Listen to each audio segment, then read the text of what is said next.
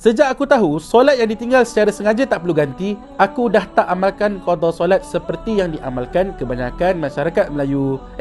Kenapa tak nak qada solat ni? Janganlah malas-malas, qada je lah. Ya, saya tahu ada pendapat yang kedua dalam mazhab Hanbali, pendapat kedua dalam mazhab Syafi'i yang kata tak perlu qada.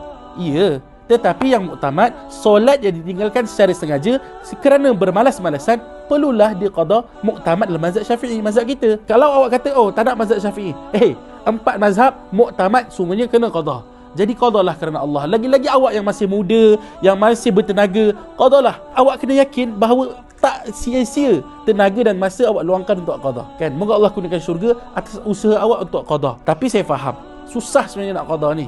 Betul tak? Nak kena spend masa, nak kena cari masa, nak kena kira. Sebab itulah ada satu buku yang sangat bagus. Dia ajar cara macam mana nak qada solat. Dia bagi motivasi. Kenapa aku kena qada solat, cara qada solat, cara tadabbur bacaan solat, cara feeling bacaan solat, dan dia bagi jadual cara nak qada solat sampai selesai. Jom dapatkan buku ni sebab Dr. Zulkifli Al-Bakri kata buku ni sangat bagus untuk orang awam. Okey, dapatkan segera. Harga pun tengah sangat murah. Dapatkan sekarang. Assalamualaikum warahmatullahi wabarakatuh. Di hadapan saya sebuah buku bertajuk Tadabbur As-Salat. Percubaan yang terbaik berkenaan dengan bagaimana kita nak tadabbur ayat-ayat yang kita baca ketika kita solat. Bukan sekadar kita hayati bacaan tapi kita amalkannya. InsyaAllah saya syorkan milikilah buku ini, boleh menambahkan lagi kefahaman kita tentang solat. Bacaannya membawa kepada kita khusyuk dalam solat. Wallahualam.